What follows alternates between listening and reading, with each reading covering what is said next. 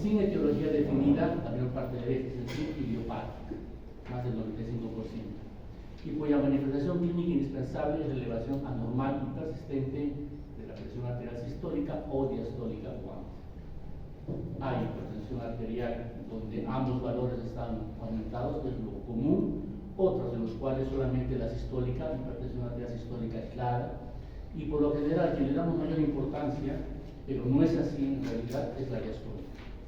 Estamos en la diastólica, pero la presión arterial sistólica elevada también tiene complicaciones importantes y debe significar un manejo. La enfermedad hipertensiva no es curable.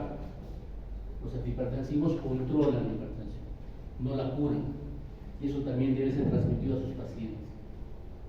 Ya, la hipertensión, una vez que el paciente hipertenso, comienza a tomar medicación, la va a tomar en lo que le resta su existencia, no se va a curar.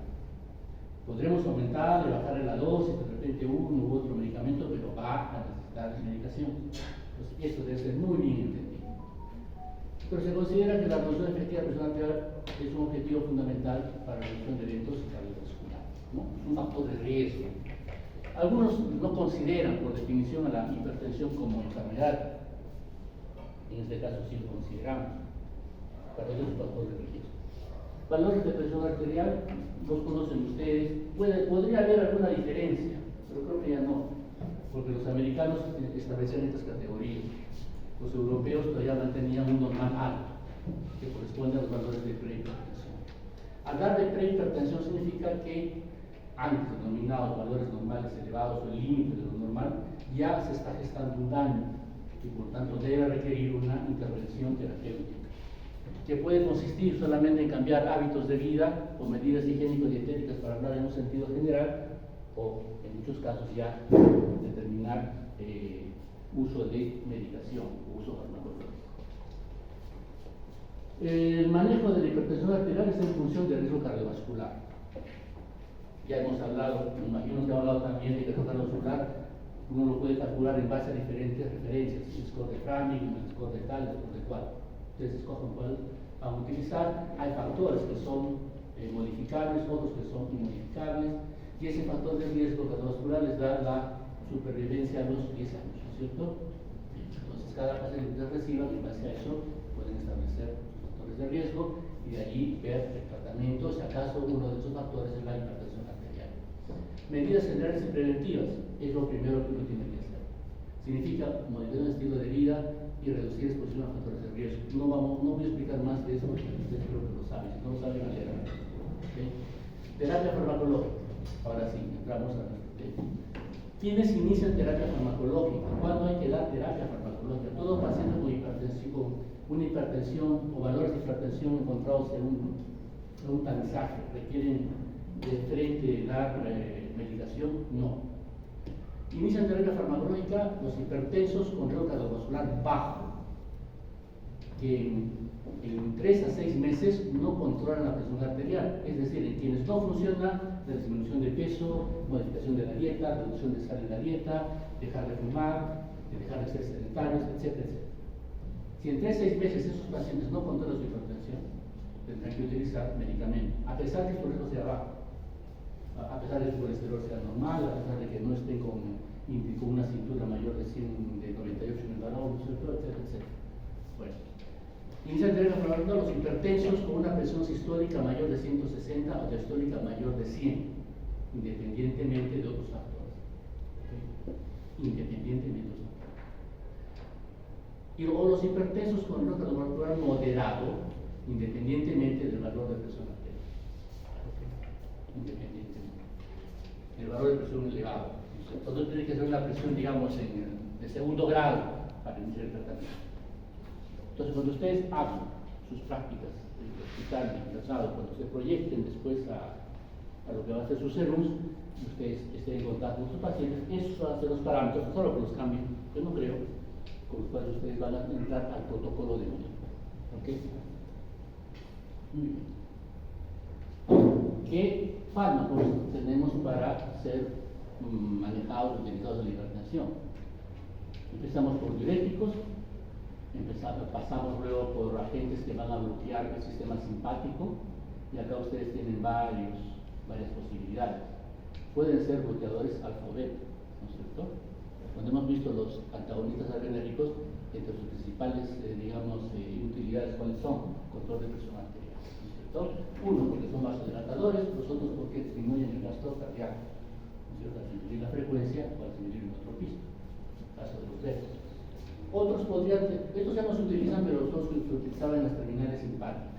Aquí han pasado historias, es una referencia nomás experimental de laboratorio, en todo caso dentro de la historia de la medicina. Igual hablamos con los bloqueadores ganglionares o ganglioplégicos, que bloquear, digamos, su acción era a nivel del ganglio autónomo, de esa manera se cortaba la transmisión simpática, ¿no? Nuevamente, debido a un gran número de efectos indeseables, permanecen en la historia referidos. Y luego tenemos otros que van a bloquear el flujo en el sistema nervioso central, el flujo simpático, es decir, los que actúan en el tallo cerebral, los que actúan a nivel de receptores alfa-2 presinápticos, como por ejemplo la clonidina, y otro sería clásico la metildo, ¿no es cierto? Agentes vasodilatadores, evidentemente van a actuar disminuyendo los receptores periféricos, ¿no es cierto?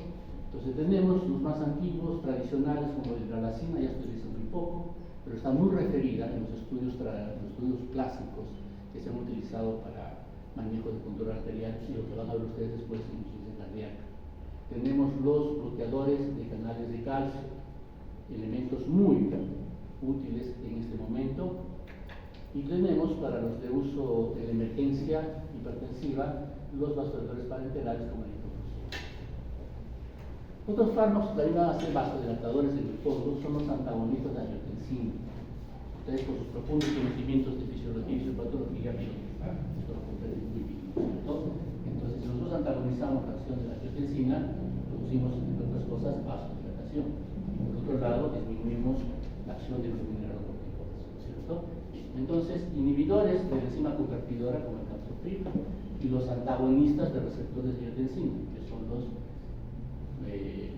sartanes es clásico, ¿no? Hablo de los denominados sartanes o también BRA, bloqueadores de receptores de angiotensina, o los ARA2, antagonistas de angiotensina 2, como también se les denomina. Y tenemos un fármaco de uso reciente, pero en realidad va a generar muchos problemas y por eso no está muy difundido, aunque en algún momento se difundió en el mercado, que son los inhibidores de la renina. Todo esto dentro del sistema renina-angiotensina-aldosterona, ya la maneamos del alisquilina. Entonces, es el espectro que tenemos de agentes antihipertensivos. Lo mismo pero diferente en la figurita. Nos ayuda a recordar en todo caso y situar dónde estos van a actuar. A nivel central, clonidina y metildopa, estos ya no se utilizan. En las terminales simpáticas, o aletirina o la receptina, era ahí donde actuaba. Recuerden, la receptina hablamos de ellos cuando lo utilizamos para clasificar pues, acción directa e indirecta. Los ganglioplégicos que ya no se utilizan, los beta bloqueadores a nivel cardíaco propiamente. Luego ya tenemos lo que tiene que ver con los receptores de angiotensina, pero con la vía de angiotensina 2, los receptores, los alfa receptores, bloqueo alfa. Ahí están los vasodilatadores en general.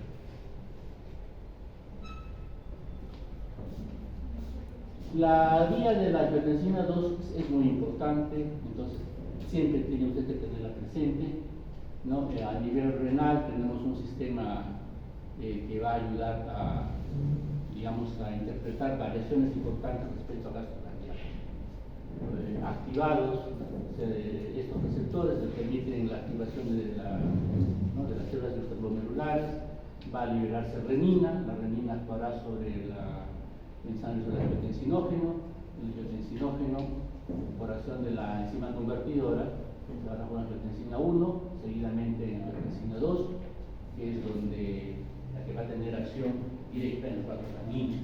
Bueno, ustedes pueden encontrar los textos de angiotensina 3, angiotensina 4, hay definitivamente acciones fisiológicas, algunas de las cuales podrán ser pues, motivo de revisión en algún momento, pero en la actualidad nos quedamos con dos acciones principales: los que van a inhibir la enzima convertidora, que son angiotensina 1 y angiotensina 2, y los que son antagonistas de los receptores de angiotensina 2. Bueno, pero el sistema renal más allá de la acción de aldosterona, tiene un papel muy importante en la regulación del volumen plasmático, lo cual a su vez tiene relación con el volumen celular, con el flujo. Por lo tanto, los diuréticos, con sus acciones en los túbulos renales, también van a tener una acción importante. Hay grupos farmacológicos que todavía no los van a revisar ustedes, y como los diuréticos, por ejemplo, cuyo detalle, en todo caso, cuando el doctor Valdés haga la clase correspondiente, va a poder explicar con más detenimiento sus características farmacológicas. En este momento simplemente hablamos de su acción dentro de esa fórmula hemodinámica que vimos en un momento. ¿Okay? Con un poquito más de precisión, el angiotensinógeno, cuando se libera renina, debido a que hay disminución de circulación a nivel renal, se transforma en angiotensina 1, la ECA, enzima convertidora, lo transforma en angiotensina 2, y esta es la que va a tener diferentes acciones. Sus acciones son múltiples, actúa en varios sitios. Acá nos vamos a referir a dos sitios básicos, lo que son los vasos sanguíneos produciendo vasoconstricción, induciendo remodelación. Esto es importante entender, la remodelación de los vasos sanguíneos del paciente hipertenso van a tener un valor capital, porque también están relacionados a muchas complicaciones de hipertensión arterial, que van desde la misma nefropatía hipertensiva hasta la retinopatía hipertensiva, pasando por otros más, ¿okay? Incluyendo acciones sobre el corazón, porque la hipertensión arterial, recuerden ustedes, es la principal causa de insuficiencia cardíaca. Entonces, si la hipertensión arterial no es diagnosticada, 2, manejada, y 3, hacer que ese tratamiento llegue a sus objetivos, el paciente va a terminar con insuficiencia cardíaca. Bueno, y por otro lado es la corteza suprarrenal, donde se va a favorecer la liberación de aldosterona. La aldosterona, recuerden ustedes, retiene sodio, aumenta el volumen plasmático, ¿no es cierto? Y eso va a tener implicaciones importantes. Y por otro lado también participa en otras actividades muy variadas que van a tener pues un valor capital en realidad en todo lo que son los problemas cardiovasculares. Bien. Tenemos varios fármacos posibles, pero todos son, o cualquiera de ellos es el mejor a utilizar. Tenemos libertad para utilizarlo. Pueden variar las guías de un sitio, pero las recomendaciones son básicamente similares. ¿Ya? En nuestro medio, los protocolos correspondientes indican que de primera intención deberían utilizarse diuréticos de tipo tiacídico, 2 inhibidores de la ECA, o en todo caso antagonistas receptores de angiotensina 2, y en tercer lugar, calcio antagonistas.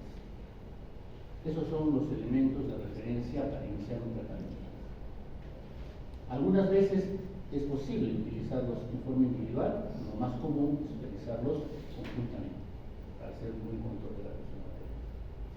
Sobre esta base añadimos el resto y las combinaciones posibles que puedan llegar a un adecuado manejo de la presión arterial. Ojo, no estoy hablando de beta bloqueadores en este momento. Estoy hablando de diuréticos, tiacídicos, en el caso de la hidroclorotiacida, por ejemplo. Estoy hablando de los que actúan en la vía de angiotensina aldosterona, como son los inhibidores de la ECA y los bloqueadores de receptores de angiotensina 2. Estoy hablando luego de los antagonistas de calcio. Y en lugares muy secundarios están el resto de todo ese espectro que en un momento hemos mencionado. Los inhibidores de la ECA, entonces, captopril, enalapril, lisinopril, tadalafil y otros priles más, porque también la terminación característica también se les llama priles, son y están entre los elementos más importantes. Están también entre los primeros que se utilizan. Yo creo que ustedes tienen un familiar que toma alguna medicación para personas de salud, lo más probable es que haya empezado su tratamiento con enalapril. Entonces, vean ustedes algunas características farmacológicas. Básicamente son farmacocinéticas. No hablo de las farmacodinámicas porque el mecanismo de acción es el mismo para ellos. Van a inhibir en forma reversible y competitiva a la ECA, la enzima convertidora de angiotensina. Antes se pensaba que esta enzima convertidora de angiotensina se encontraba en los pulmones principalmente, pero ahora se sabe que está en todos sitios, lo que significa que hay regulaciones in situ, muy locales, de este sistema de angiotensina aldosterona, tejido adiposo, riñón, cerebro, vasos sanguíneos. ¿Okay? Bien. A partir de ahí entonces tenemos varios fármacos. Vean ustedes que en el caso de captopril, que fue el primer elemento que se utilizó de esta clase, tiene una muy buena biodisponibilidad, puede bajar un poquito los alimentos, su tiempo medio de 2 horas. Ahí es importante tener en cuenta esto, porque hacer un tiempo breve, ¿qué significa? Que hay que darlo varias veces al día. Entonces ahí tenemos un principio del manejo de la hipertensión arterial. La hipertensión arterial varía a lo largo del día. ¿Ya? Entonces va a haber momentos que puede estar más alto o más bajo. Cuando duermo puede estar más bajo, pero característicamente también se eleva mucho en ciertas horas. Entonces el manejo tiene que ser permanente de 24 horas. Es decir, mientras el paciente tenga que tomar más medicaciones diarias, se hace más difícil cumplir o la adherencia del paciente sea más fácil de lograr. Tomé mi primera tableta a 8 de la mañana, la siguiente me toca a las 4 de la tarde. Pues yo ahorita estoy en clase y tenía que tomar, no la estoy tomando. La tomaré para las 6:30, 7 que termine las clases. Mientras tanto, queda un lapso de tiempo donde no haber control de presión, se puede generar un pico y esto genera un inconveniente, hasta un ACV hemorrágico, ¿no? Entonces, aquí ya tenemos un problema con el tiempo de vida medio. La eliminación renal, 50% sin cambio. El enalapril es en realidad un profármaco, donde el enalaprilat es el fármaco activo. El enalapril, 60% de biodisponibilidad, bastante regular, no le afecta a los alimentos, puedo darlo como sin alimentos en todo caso, lo cual para muchos es importante. El tiempo de vida medio. El enalapril, 1.5 horas, se habría quedado varias veces, pero su metabolito activo es 11 horas. Esto hace que el enalapril, en realidad, al transformarse en con el enalaprilat, podamos darlo una vez al día o 2 veces al día, lo que definitivamente mejora el tratamiento, ¿cierto? La eliminación también va por vía renal. El lisinopril, tantalopril, en el caso de tantalopril también es el profármaco de tantaloprilat. Si bien tiene disponibilidades menores, biodisponibilidades menores, vean ustedes que los tiempos de vida medios son más altos. Entonces ahí podemos jugar la biodisponibilidad, aumentar la dosis para que aumente la cantidad que llega, digamos, al organismo en forma adecuada, pero con una vez al día. Lisinopril, renal sin cambios. La eliminación renal sin cambios. Pues puede tener implicancias con respecto a los que tienen cierto margen de metabolismo hepático, a ciertas interacciones. Y por otro lado, si la vía renal es la principal de eliminación, ojo cuando el paciente tiene insuficiencia renal. Eso entonces va a ser importante tenerlo en cuenta en el manejo de contraindicaciones. Los usos terapéuticos de los IECAS, si bien nos referimos ahora a hipertensión arterial, vemos que tiene otros aspectos, debido a que la angiotensina 2 tiene otras acciones. Un papel muy importante, por ejemplo, de los IECAS es el de diabetes mellitus y cuidado de la función renal. Y eso porque a nivel renal hay una autorregulación donde participa mucho la angiotensina 2 y otros más. Y por lo tanto, se dice que cuando el paciente es apenas diagnosticado de diabetes mellitus, también debe iniciar tratamiento con un IECA. ¿Por qué? Porque va a ser hipertenso, no, porque tenemos que cuidar de alguna manera su función renal. La disfunción ventricular sistólica izquierda, infarto al miocardio, también son funciones donde se utilizan mucho los IECAS. ¿Por qué se asocia esto a problemas de presión arterial? No, se asocia a remodelación cardíaca. Remodelación son los cambios morfológicos y de composición que tiene el músculo cardíaco bajo diferentes patologías, en particular el infarto, la insuficiencia cardíaca y también vale decir la presión arterial elevada. Efectos indeseables. Van desde algunos leves que son molestos y no necesariamente significan privar al paciente del fármaco, hasta otros que sí pueden ser contraindicación absoluta. Bueno, pueden producir hipotensión, sí, podemos ir de un extremo al otro, evidentemente. ¿Okay? Pero la ventaja de esto es que esa migración no es rápida, es relativamente pausada. Y de alguna manera podemos nosotros manejarlo. La tos, sí, es un efecto clásico de los IECAS. Tiene que ver porque estos niveles de angiotensina 2 también están inhibiendo unas vías que tienen que ver con la calciferina, con el bradykinin y todo lo demás, que actúan como factores que inducen todo. Entonces, a partir de allí, este es un efecto que puede ser moderado, pero también puede ser lo suficientemente molestoso para el paciente que el paciente tenga que dejar de utilizar inhibidores de la ECA. ¿Okay? Hipercalemia. Al inhibir, digamos, la acción en la corteza suprarrenal y se inhibe la liberación de aldosterona, ya no se retiene tanto sodio, ¿no es cierto? Pero en compensación a esa pérdida de sodio se retiene potasio. La aldosterona hace eso, retiene sodio y pierde potasio. Como estamos impidiendo la acción de la aldosterona, se pierde sodio y se gana potasio, que puede generar hipercalemia. Esta hipercalemia, cuando se asocia a otras situaciones, puede ser lo suficientemente peligrosa, inclusive para producir problemas cardíacos. La falla renal aguda también es un efecto indeseable para el uso de los IECAS, y hay que evitarlos. No, cuando la función renal es menor de los 30 mililitros por minuto, hay que de creatinina hay que evitarlos, ¿no? El angioedema es también otro factor importante. Ya sabe que es angioedema, ¿no es cierto? Lo ponen que es angioedema. El rash dérmico también. Son, digamos, situaciones muy importantes a tener en cuenta y que son contraindicación el uso de IECAS. ¿Sí? La toxicidad renal en el embrión o feto, entre otras cosas, hace que estos fármacos estén contraindicados en el embarazo. ¿Sí?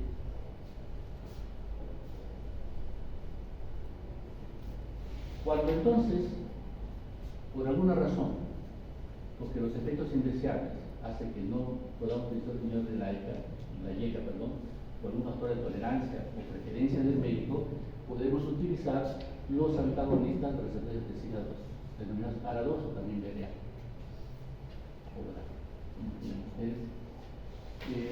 La diferencia básica es el costo. Son más caros, evidentemente, aunque ya hay cierta liberalización de precios y ya no es tanto problema como era antes. Angiotensina 2 tiene varios receptores. Los más comunes a tener en cuenta son AT1 y AT2. Los angiotensina 1 son los más relacionados entonces con los efectos que la angiotensina 2 puede causar en la hipertensión arterial. Se supone que los AT2 hacen todo lo contrario. ¿Okay? Pero bueno, al inhibir receptores AT1, o de angiotensina 2 tipo 1, logramos todo. ¿Okay? Eso definitivamente efectos benéficos, como ustedes pueden ver allí. Se inhibe la protección, se produce vasodilatación de las palabras, hay disminución de las propias personas, disminución de la sed, si uno tiene sed toma más líquido, retiene más líquido, etc. Hay menor liberación de vasopresina, la vasopresina u hormona antidiurética produce vasoconstricción, hay menor secreción de aldosterona, se libera menos catecolaminas de la médula suprarrenal, hay disminución del tono simpático, hay cambios adecuados en la función renal, y se inhibe la hiperplasia y hipertrofia celular. Estos cambios de hiperplasia celular podemos decir que son los propios de la remodelación, tanto a nivel vascular como también a nivel cardíaco. Entonces todo eso se puede controlar no solamente con inhibidores de la ECA, sino también con los antagonistas de receptores de angiotensina 2, perdón, ¿ya? Y con un costo menor de efectos indeseables. Bien, los más comunes, el primero que apareció en el mercado fue el losartán, y luego aparecieron los otros que ustedes tienen, y habrá otros más. Es un grupo farmacológico bastante desarrollado. Características de biodisponibilidad que nos permiten, pues, en algún momento discernir o escoger entre uno y otro. Sus tiempos de vida medio, vean ustedes, son relativamente prolongados, lo que definitivamente son una vez al día. Y esto es una mejor adherencia al tratamiento, sería una ventaja adicional. La eliminación, entonces también encontramos acá que es bastante, digamos, variable. En algunos predomina el hepático, como el caso del valsartán, en otros puede haber un pequeño porcentaje de eliminación renal, o compartido el caso del losartán, casi un 50-50%. El misartán prácticamente no sufre metabolismo, se elimina de la secreción biliar. Estas diferencias farmacocinéticas entonces que facilitan su administración para uno u otro grupo de pacientes son los que al especialista de alguna manera lo ayudan a manejar un poquito el enfoque. Digamos que dentro de los programas comunes del seguro y del ministerio, los sartanes es el más utilizado. La efectividad de todos ellos es bastante, digamos, similar, no hay muchas diferencias. Las mismas indicaciones, como ustedes pueden ver, virus indeseables, laica, excepto, no hay tos. Angiodema también es mucho menos frecuente. RAS dérmicos también son mucho menos frecuentes. El otro grupo que es muy importante son los bloqueadores de canales de calcio, SALS antagonistas. Es fácil entender su funcionamiento. Para que haya contracción muscular se necesita calcio, tanto el músculo estriado como el músculo liso. Si ustedes inhiben entonces la contracción del músculo liso, que es el vascular, produce vasodilatación. Al producir vasodilatación disminuye la presión arterial. Podemos clasificar los grandes grupos, dihidropiridinas y los que son no dihidropiridinas. Ustedes esto ya, me imagino, lo están viendo o viniendo estudiando para mañana, ¿no es cierto?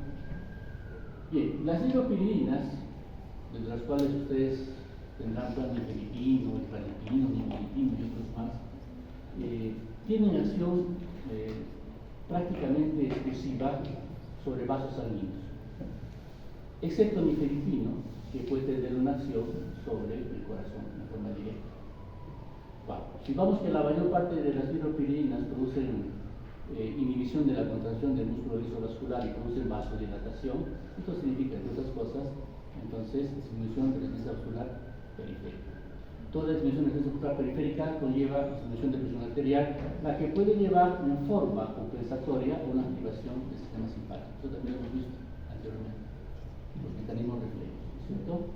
Lo cual puede tratar de alterar aquí un poquito la respuesta del paciente. ¿Okay?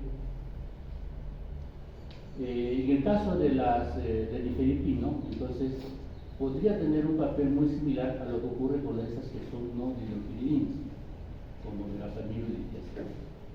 Verapamil y diltiazem bloquean canales de calcio en vasos sanguíneos, con un comportamiento muy similar a los anteriores, pero también lo hacen a nivel cardíaco, produciendo efectos inotrópicos y cronotrópicos negativos. Si yo disminuyo el inotropismo, es decir, habrá menos fuerza de contracción, menos volumen latido, si disminuyo la frecuencia cardíaca, disminuyo también ambos factores que están involucrados en el gasto cardíaco. O sea que la disminución de presión arterial podría ser mucho más marcada en los anteriores. Pero esto estaría añadido factores de presión cardíaca, lo cual a veces no es conveniente. Entonces, para el manejo común de hipertensión arterial, las dihidropiridinas son los fármacos de elección. Y los no dihidropiridinas pueden tener utilidad en la hipertensión arterial, sobre todo cuando está asociada a otras condiciones, especialmente lo que es, por ejemplo, angina de pecho. Ahí sí va a tener un valor vital. Las dihidropiridinas podemos diferenciar entre acción corta y acción prolongada. Dentro de la acción corta, el nifedipino, que fue el primero que salió al mercado, y ya su uso no es tan difundido, precisamente por su acción corta, pero tenemos en forma comercial de acción prolongada, ¿no? De alguna manera permite las coberturas de 24 horas. En cambio, la acción prolongada como el lodipino, felodipino y otros más son los que más se utilizan en la actualidad. Repito, porque logran mejor adherencia. Y el amlodipino, en este sentido, es el fármaco de elección. Dan buenos resultados, son bien aceptados, a pesar de que la supervivencia a algunos años posteriores no sea tan buena.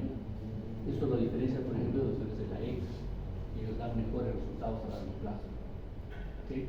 ¿Qué efectos indeseables pueden presentar? Todos aquellos debidos a vasodilatación periférica, donde los edemas, especialmente a nivel de los tobillos, está entre los principales efectos. Otros serán, por ejemplo, rumor facial, otros serán dolores de cabeza por vasodilatación de los vasos cerebrales.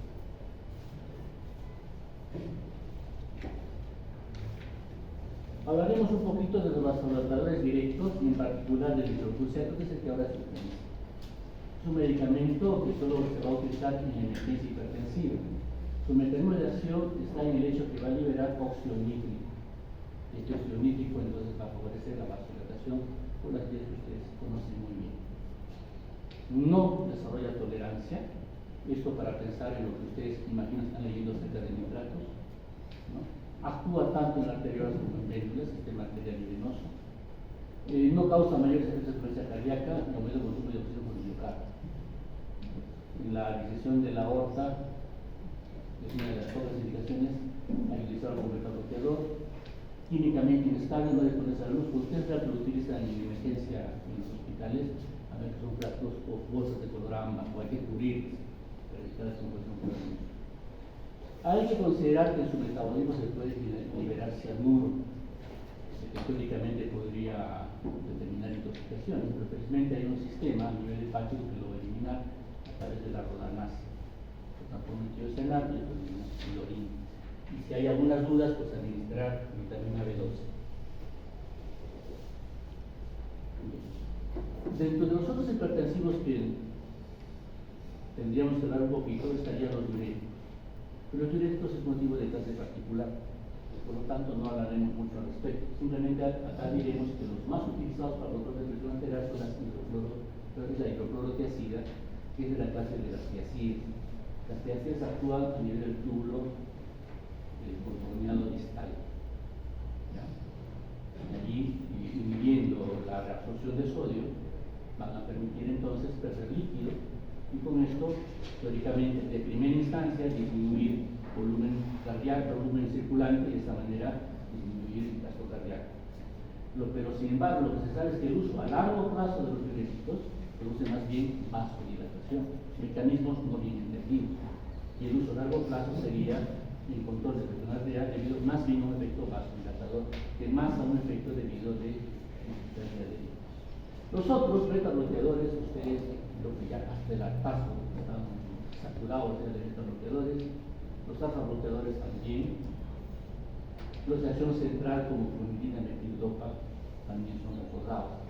En particular metildopa, tengan ustedes presente, porque es uno de los pocos fármacos que se puede utilizar en la hipertensión del embarazo.